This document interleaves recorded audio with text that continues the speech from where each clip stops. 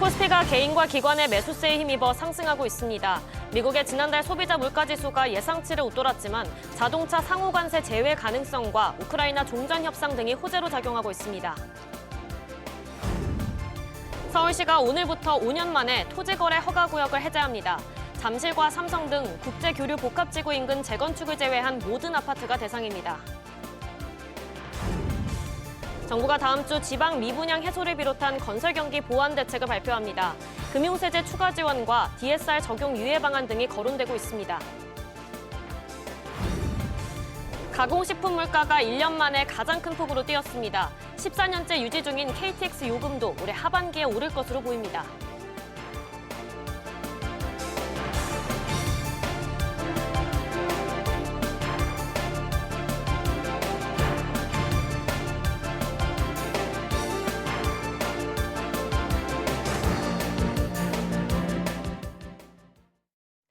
여러분 안녕하십니까? 뉴스 시작합니다. 예상치를 넘어선 미국 소비자 물가지수 발표에도 코스피는 장중 2,570선을 넘어섰습니다. 코스닥도 소폭 오르고 있는데요. 이정민 기자. 네, 이정민입니다. 오전 국내 증시 상황 먼저 전해주시죠. 네, 오늘 오전 11시 20분 기준 코스피는 어제보다 0.9% 오른 2,571.31을 나타내고 있습니다. 기관이 3,200억 원 넘게 순매수하면서 지수를 끌어올리고 있고 개인과 외국인은 각각 1,100억 원, 2,200억 원 넘게 팔아치우고 있습니다. 시총 상위주에서는 반도체 종목이 오름세입니다. 삼성전자는 0.3%, SK하이닉스는 2% 넘게 오르고 있습니다. 미국 정부의 상호관세 부과 대상에서 제외될 가능성이 제기되면서 현대차는 4% 넘게 오른 20만 6천 원 선 중반에, 기아는 3% 넘게 오른 9만 4천 원 선 후반에 거래되고 있습니다. 코스닥 지수는 어제보다 0.37% 오른 740선 후반에서 등락하고 있습니다. 간밤 뉴욕 증시는 혼조세로 장을 마감했다고요? 네, 다우존스는 0.5% 내린 44,368.56에, S&P 500은 0.27% 떨어진 6,051.97의 장을 마쳤습니다. 나스닥만 0.03% 소폭 오른 19,649.95의 장을 마감했습니다. 간밤 뉴욕 증시는 물가를 나타내는 1월 미국 CPI가 예상보다 높게 나오면서 금리 인하가 지연될 거란 실망감에 하락세로 출발했는데요. 저가 매수세가 유입되면서 혼조세 수준으로 장을 마쳤습니다. 1월 미국 CPI는 전달과 비교해 0.5% 올라 시장 예상치인 0.3% 상승을 넘었습니다. 변동성이 큰 식료품 등을 제외한 근원 CPI도 전달보다 0.4% 오르면서 지난해 3월 이후 최대폭의 상승률을 보였습니다. SBS 비즈 이정민입니다. 퇴근 후에도 주식 거래를 할 수 있게 지원하는 대체 거래소 넥스트레이드의 출범이 이제 20일도 채 남지 않았습니다. 거래 첫날엔 10개 종목이 거래될 예정인데요. 신다미 기자. 네, 신다입니다. 첫 거래 종목은 어떤 기업들이죠? 네, 대체 거래소 넥스트레이드는 다음 달 4일 출범 예정인데요. 처음 거래되는 10개 종목은 코스피에 상장된 롯데쇼핑과 제일기획, 코오롱인더스트리, LG유플러스, S오일 등 5개사와 코스닥 시장의 골프존, 동국제약, SFA, YG엔터테인먼트, 컴투스 등 5개사입니다. 넥스트레이드는 시장에 미칠 영향을 고려해 일부러 대형 종목은 제외했다며 업종이 겹치지 않도록 하고 유동성이 비교적 확보된 종목을 포함했다고 말했습니다. 넥스트레이드는 출범 1, 2주차에는 변동성이 낮은 10개 종목을 거래하고 3주차엔 110개, 4주차엔 410개, 그리고 5주차에는 800개 종목까지 늘리기로 했습니다. 개인 투자자의 관심이 높은 삼성전자는 다음 달 4주차부터 거래될 예정입니다. 대체 거래소의 운영이 단계적으로 확대되는 거네요. 네, 그렇습니다. 증권사들도 차츰 서비스를 늘릴 예정인데요. 넥스트레이드를 이용하겠다고 의사를 밝힌 32곳의 증권사 중 출범 당일 프리마켓과 메인마켓, 애프터마켓 등 전체 시장에 참가하겠다고 의사를 밝힌 곳은 절반에 못 미치는 15곳입니다. 프리마켓과 애프터마켓만 참여하다가 오는 9월부터 전체 시장에 참여하겠다는 증권사는 13곳입니다. 복수시장 체제로 전환하면 증권사는 가격과 비용, 체결 가능성 등을 고려해 투자자 주문을 가장 유리하게 체결해야 하는 최선 집행 의무를 따라야 해 부담이 커져서인데요. 안정적인 거래 시스템을 구축하기 위해 증권사와 유관기관은 지난해 11월부터 모의시장을 운영 중이지만 증권사별 시스템을 도입하는 데 차이가 발생하고 있습니다. SBS 비즈 신담입니다. 서울시가 토지거래 허가구역을 일부 해제했습니다. 부동산 투기를 막겠다고 도입된 지 5년여 만인데요. 일각에선 오히려 갭 투자를 자극할 수 있다는 우려도 나오고 있습니다. 김동필 기자. 네, 김동필입니다. 오늘부터 바로 적용되는 건데 구체적으로 어디가 풀린 건가요?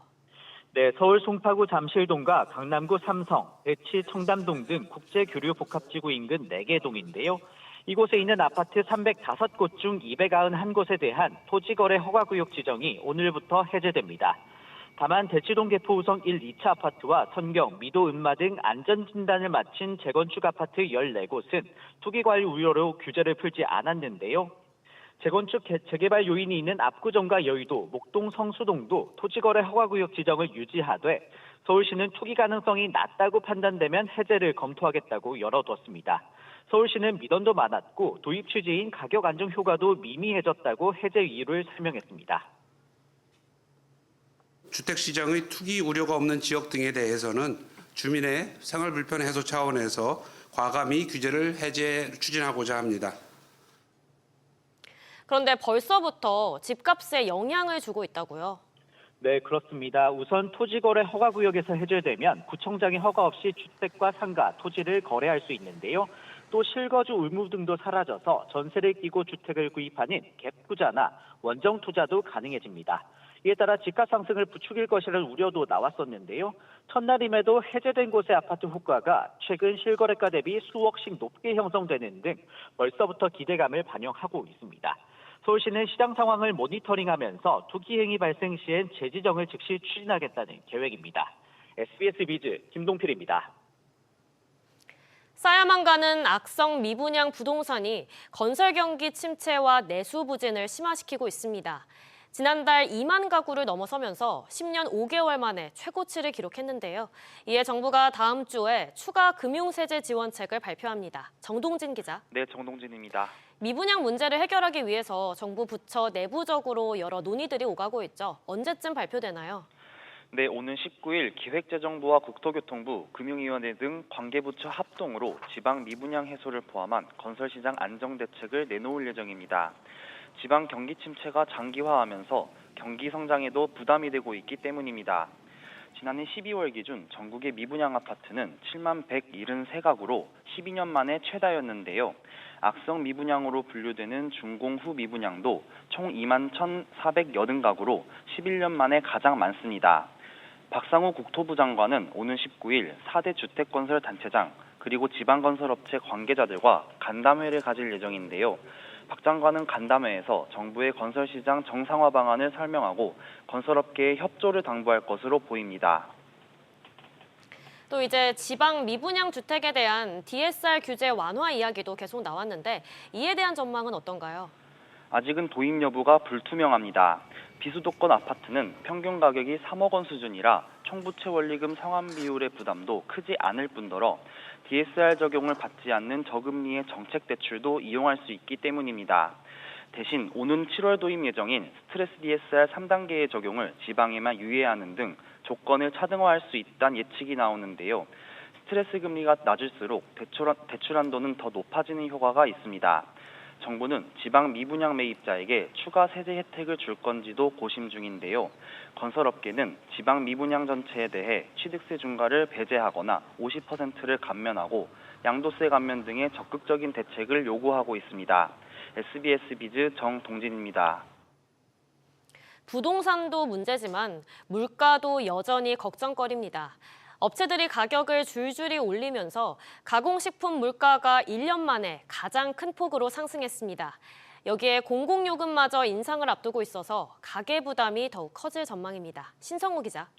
네, 신성우입니다. 가공식품 물가가 얼마나 뛰었습니까? 지난달 가공식품 물가지수는 122.03으로 1년 전보다 2.7% 상승했습니다. 지난해 1월 이후 1년 만에 가장 높은 상승률을 기록한 건데요. 2.2%던 지난달 소비자 물가 상승률도 상회했습니다. 세부 품목별로 살펴보면 오징어채가 22.9% 상승하며 가장 크게 올랐고요. 맛김, 김치, 시리얼 등이 그 뒤를 이었습니다. 참기름과 식용유, 간장 등 기름과 조미료도 7에서 8%대 상승률을 기록했습니다. 환율, 원자재 가격 상승 등을 이유로 업체들이 줄줄이 가격을 인상하면서 물가 상승 압력이 더욱 커지는 모양새입니다. 뿐만 아니라 공공요금도 오를 가능성이 있죠. 네, 코레일이 KTX 요금 인상을 두고 논의 중입니다. 아직 결정된 바는 없다면서도 지난 2011년 이후 14년째 묶인 만큼 인상이 필요하다는 입장입니다. 여기에 다음 달에는 수도권 지하철 요금이 1,400원에서 1,550원으로 오를 전망입니다. 원래 23년도에 300원 올리려던 것을 23년 10월 달에 1차 150원 올렸고 작년에 미루었던 것이 이제 올해까지 오게 된 겁니다. 3월 중에는 시행할 수 있을 걸로 내다봐집니다. 이 가운데 한국은행은 오는 25일 올해 두 번째 기준금리를 결정하는데요. 지난달 기준금리 유지의 주된 원인으로 꼽혔던 환율이 아직 고공행진을 이어가고 있고 여기에 물가마저 고개를 들고 있어 한은의 고민이 더욱 깊어질 전망입니다. SBS 비즈 신성우입니다. 불황의 늪을 지나고 있는 국내 면세업계가 지난해 줄줄이 영업 손실을 냈습니다. 주요 4개 업체의 영업 손실 규모만 3천억 원에 육박할 것으로 전망되는데요. 올해 전망은 더 어둡습니다. 안지혜 기자. 네, 안지혜입니다. 면세점 실적이 구체적으로 어떻게 나왔습니까? 네, 금융감독원에 따르면 호텔 신라가 운영하는 신라면세점은 지난해 697억 원의 영업 손실을 기록하면서 직전에 224억 원 흑자에서 적자로 전환했습니다.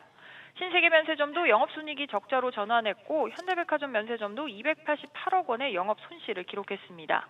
다음 달 말에 실적 공시가 예정된 국내 1위 면세점 사업자 롯데면세점 역시 상황은 마찬가지입니다. 지난해 1분기에서 3분기까지 누적 영업 손실이 922억 원에 달하는 데다가 4분기에도 적자 기조가 지속되면서 연간 1,000억 원대 손실이 예상됩니다. 이로써 주요 4개 국내 면세업체의 지난해 영업 손실액은 3천억 원에 육박할 것으로 전망됩니다. 면세점들 상황이 왜 이렇게 어려운 건가요? 네, 우선 중국인 단체 관광객이 돌아올 기미를 보이지 않는 데다가 고환율에 따른 판매 부진, 중국인 보따리상에 지급하는 높은 수수료, 또 인천국제공항 임대료 부담 등 복합적인 악재 때문인데요. 롯데와 신세계면세점의 경우 희망퇴직에 따른 일회성 비용도 실적 악화의 한 요인으로 꼽힙니다. 더 큰 걱정은 올해입니다. 원달러 환율이 더 뛸 것으로 예상되는 데다가 리모델링 중인 인천공항 임시 매장이 공사를 마치고 정규 매장으로 속속 전환하면서 그동안 면세점들이 누려온 임대료 감면 혜택도 곧 끝날 예정이기 때문입니다. 중국 보따리상에 대한 의존도를 낮추고 개별 관광객의 비중을 높이는 등 수익성 확보에 사활을 건 면세점 업계 경쟁은 더 치열해질 전망입니다. SBS 비즈 안지혜입니다. K라면 투톱인 농심과 삼양식품이 지난해 상반된 실적을 내놨습니다. 해외 판매에서 희비가 갈렸는데요. 하지만 앞으로의 실적은 트럼프 행정부의 정책이 변수가 될 전망입니다. 정대한 기자. 네, 정대한입니다. 두 라면 회사의 실적 구체적으로 어떻게 나왔나요? 네, 삼양식품의 지난해 영업이익은 3,442억 원으로 전년 대비 133%, 2배 넘게 급증하며 또 최대 실적 기록을 썼습니다. 반면 농심의 영업이익은 1,631억 원으로 전년보다 23% 줄었습니다. 2년 전만 해도 농심의 영업이익이 삼양을 앞섰지만 지난해 상황이 뒤집힌 겁니다. 삼양의 불닭볶음면이 해외에서 열풍을 일으키면서 해외 매출 비중이 큰 폭으로 늘어난 영향인데요. 삼양식품의 수출 비중은 3분기 기준 2023년 67.8%에서 지난해 77.2%로 1년 만에 9%포인트 넘게 늘어난 반면 농심은 3분기 기준 37.7%로 전년 동기 대비 0.6%포인트 늘어나는 데 그쳤습니다. 해외 매출 비중이 중요한 건데 그런데 이제 트럼프 행정부가 변수로 떠올랐죠. 네, 트럼프 정부는 출범 이후 연이어 고관세 정책을 펼치고 있는데요. 현재 해외에 생산 기지가 없어 제품 전량을 국내에서 생산해 수출하고 있는 삼양식품은 트럼프발 관세 위협에 취약할 수밖에 없는 상황입니다. 반면 농심은 현재 미국 1공장에 이어 2공장을 증설하며 2개의 생산 공장을 운영 중이고 3번째 공장 건립도 검토하고 있습니다. 현재는 인건비와 고환율의 영향으로 3공장 건립을 잠시 보류하고 있지만 미국의 관세 정책 등 상황에 따라 재추진할 것으로 보입니다. SBS 비즈 정대한입니다. 유한양행의 연매출이 주요 제약사 가운데 사상 처음으로 2조 원을 돌파했습니다. 국산 항암 신약이 미국 문턱을 넘은 영향인데요. 후발주자들에 대한 기대감도 커지고 있습니다. 김기송 기자. 네, 김기송입니다. 국내 제약사 실적 가운데 신기록이라고요? 네, 그렇습니다. 유한양행이 지난해 항암 신약 랭라자를 수출하면서 거둔 수익은 2억 4천만 달러, 우리 돈 3,500억 원 규모입니다. 이 기술 수출 초기 계약금과 임상 과정에서 추가로 받은 1억 달러가 포함된 건데요. 올해도 판매에 따른 로열티 수익과 랭라자의 일본 출시를 앞두고 있습니다. HLB도 다음 달 미국 당국의 최종 판단을 앞두고 있습니다.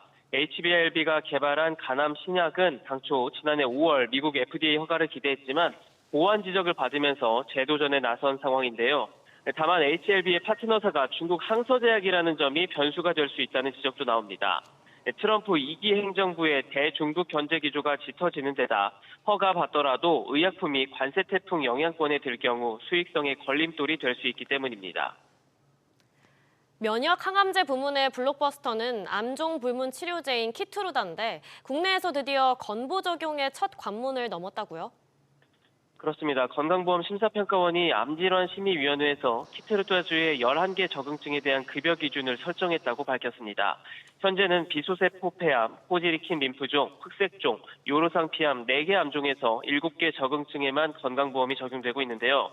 6번의 도전 끝에 급여 기준이 설정된 적응증은 위식도 접합부 선암, 식도암, 자궁경부암, 소장암, 단도암 등 11개입니다. 앞으로 약제급여평가위원회, 약가협상, 건강보험정책심의위원회 심의를 거치면 암 환자들의 약값 부담은 크게 줄어들 것으로 예상됩니다. SBS 비즈 김기송입니다. 최근 몇 년간 국내 자동차 시장은 SUV가 주도하고 있습니다. 이에 따라 수요 정체 현상, 이른바 캐즘을 겪고 있는 전기차도 SUV 모델이 속속 나오고 있는데요. 소비자 선택을 받기 위해 가격 경쟁력 확보에 열을 올리는 모습입니다. 유정현 기자의 보도입니다. 현대자동차가 새로 출시한 아이오닉 9입니다. 아이오닉 5에 이은 두 번째 전기 SUV이며 대형 전기 SUV로는 첫 번째 모델입니다. 아이오닉 9은 7인승 기본 트림 기준 판매 가격이 6,715만 원으로 기아가 먼저 출시한 대형 전기 SUV EV9보다 622만 원 저렴합니다. 풀옵션까지 더하면 가격이 1억 원을 넘겨 고가 논란이 일었던 EV9 전철을 밟지 않겠다는 의도로 풀이됩니다. 또 앞서 현대차는 팰리세이드 하이브리드 모델을 출시하며 이전 가솔린 모델보다 최상위 트림 기준 약 1,000만 원 비싼 가격을 매겼는데 전기차에는 확연히 다른 전략을 선택한 겁니다. 많은 부분들이 개선되었고 이에 여러분 예상하시는 것처럼 많은 개발 비용이 들었습니다. 그럼에도 불구하고 전기차 캐즘을 좀 극복하고자 했고요. 한국수입자동차협회에 따르면 지난해 국내에서 판매된 수입 SUV는 약 12만 8천 대로 사상 처음으로 세단보다 많았습니다. 이렇게 계속 성장하고 있는 SUV 시장 주도권을 잡기 위해 현대차는 올해 초 팰리세이드 신차를 선보인 데 이어 전기 SUV인 아이오닉 9을 공개했습니다. 아이오닉 9은 전기차 SUV 동급 최초로 모든 트림에서 1회 충전 주행 거리를 500km 이상 달성했습니다. 완전히 충전된 상태에서 추가적인 충전이 없이도 온 가족이 서울에서 부산까지 도착하고도 배터리의 약 20%가 남는 수준으로 앞으로 GM과 르노코리아도 전기 SUV 출시를 계획하는 만큼 올해 전기 SUV 경쟁은 갈수록 치열해질 전망입니다. SBS 비즈 유정현입니다.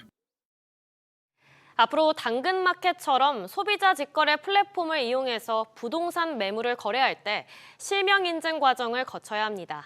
직거래 과정에서 발생할 수 있는 소비자 피해를 막기 위해서인데요. 조슬기 기자. 네, 조슬기입니다. 앞으로 실명 인증을 해야지 매물을 올릴 수 있다는 뜻이죠? 네, 국토교통부가 당근마켓 등 이 부동산 직거래 플랫폼에 대한 운영 가이드 방안을 마련했습니다. 부동산 매물을 올리려면 본인 실명 인증 절차를 거치도록 한 게 핵심인데요. 허위 매물이나 불법 부동산 광고가 무분별하게 올라와 소비자 피해가 우려된다는 지적이 많았기 때문입니다.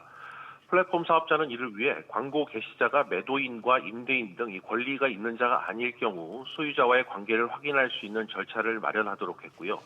허위 매물이나 신분을 속이고 게시되는 글에 대해 신고 시스템을 구축하고 자율 시정 방안도 마련하도록 했습니다. 또 기존에는 문자를 통해 휴대전화 소유 여부만 확인되면 당근마켓 등 이 플랫폼에 부동산 매물을 올릴 수 있었는데요. 앞으로는 통신사 가입 정보와 연계된 이 본인 인증 방식을 거치지 않으면 매물을 올릴 수 없도록 바뀝니다. 당근마켓도 본인 인증이 완료된 회원 매물은 등기부등본 자료 등과 자동으로 연계해 이 광고 게시자와 소유자가 일치할 경우 집주인 인증 표지를 부여하기로 했습니다. 직거래 플랫폼 내에서 허위 매물이 적지 않죠.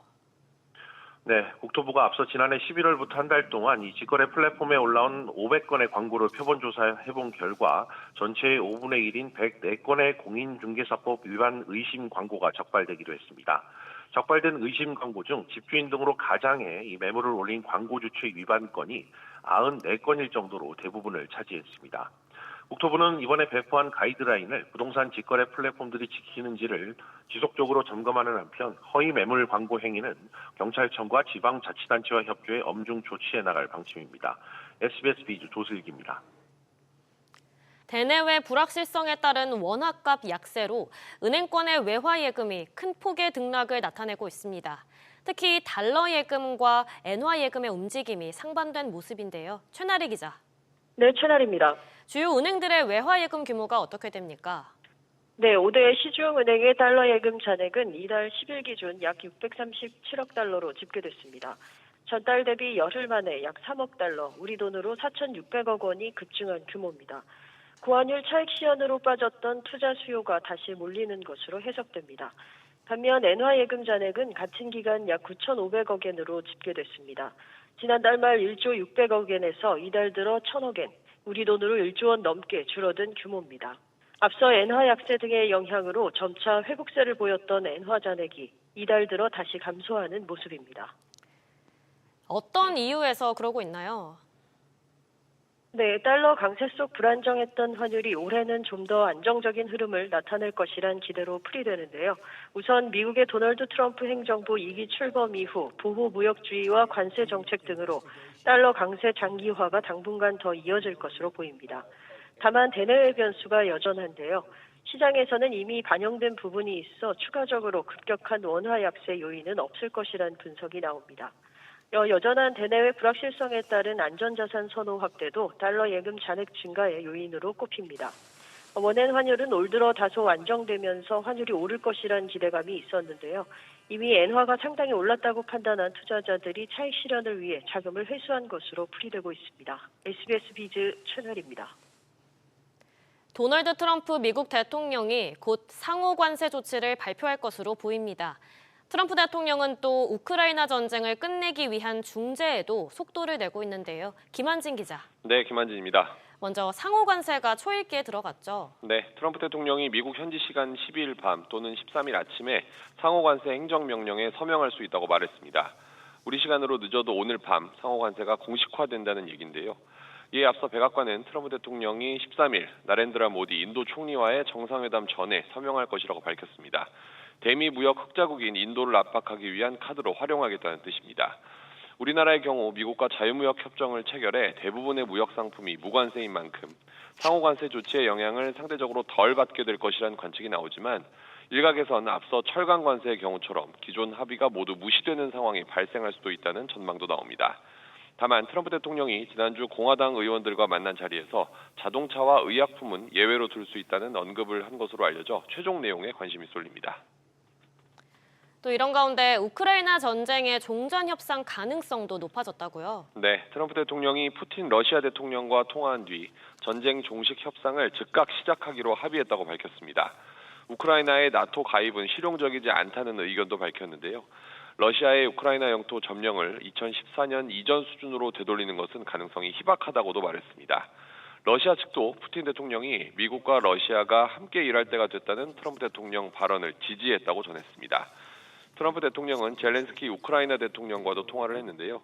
대화 직후 소셜미디어 X를 통해 젤렌스키 대통령이 평화를 이루길 원한다고 말했다고 전했습니다. SBS 비즈 김한진입니다. 카카오는 연결 기준 작년 한 해 영업이익이 4,915억 원으로 전년보다 6.6% 증가했다고 오늘 공시했습니다. 전년 동기 대비 10% 증가한 3조 9,030억 원의 매출액을 낸 플랫폼 부문 영향으로 매출액은 1년 전보다 4.2% 늘어난 7조 8,738억 원을 나타냈습니다. 카카오는 비즈보드, 비즈니스 메시지 등 톡비즈 서비스와 선물하기와 톡딜 등 커머스 서비스 매출액이 고르게 늘었다라고 설명했습니다.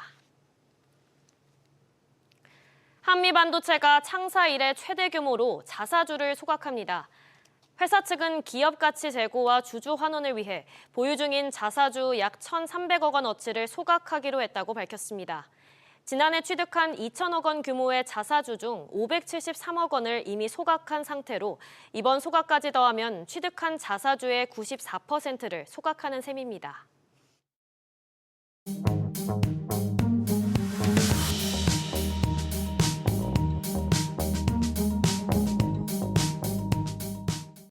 안녕하세요. K웨더 공기지능센터에서 전해드리는 대기오염 예보입니다. 전국 공기질 실황입니다. 깨끗한 상태를 보이고 있습니다. 다음은 서울시동별 공기질 실황입니다. 역시 청정하고요. 베스트와 워스트 모두 좋음 수준을 나타내고 있습니다. 오늘 전국 하늘 대체로 맑겠고요. 낮부터는 기온이 크게 오르면서 춥지 않겠습니다. 한편 내륙과 해안으로는 강풍이 불겠고요. 영동은 대기가 건조하겠습니다. 공기질은 청정하겠습니다. 대기의 순환이 원활하기 때문인데요. WHO와 환경부 기준 모두 전국 보통 단계가 예상됩니다. 내일부터 주말 사이에는 공기질이 나쁘겠습니다. 대기 오염 예보였습니다.